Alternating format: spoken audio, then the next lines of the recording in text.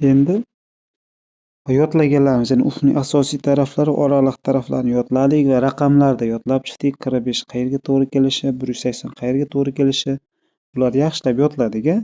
Endi shu yodlaganlarimizga doir masala va misol ishlab ko'ramiz. Misol uchun berilishi mumkin sizga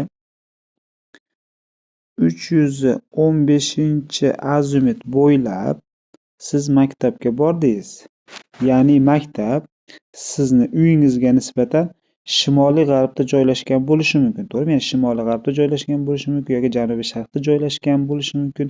Maktab, ya'ni sizga savol berilyapti. Siz 315-azimut bo'ylab maktabga bordingiz.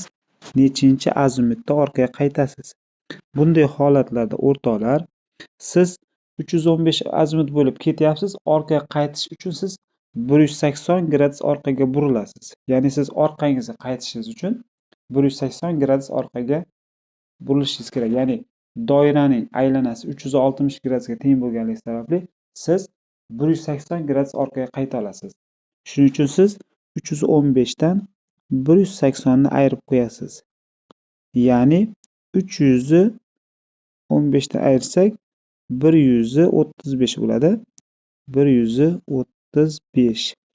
Endi boshqacha savol berishi mumkin. Ya'ni sizga 120-azimut bo'ylab 120-azimut bo'ylab maktabga bordingiz. Ya'ni maktab sizni uyingizga nisbatan janubiy sharqda bo'lishi mumkin, to'g'rimi? Ya'ni uyingizni janubiy sharqida maktab bo'lishi mumkin. Ya'ni siz 120-azimut bo'ylab maktabga bordingiz.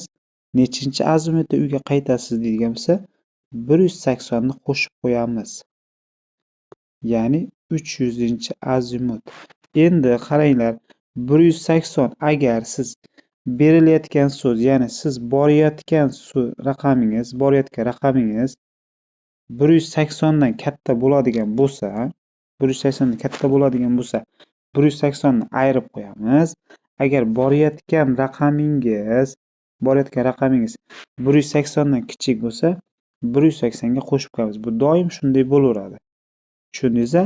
Agarda 180-azimut bo'ylab borib qolsangiz, ya'ni janubga, unday holatlarda qo'shib qo'yamiz. Ya'ni 180 ni 180 qo'shsak 360 bo'ladi.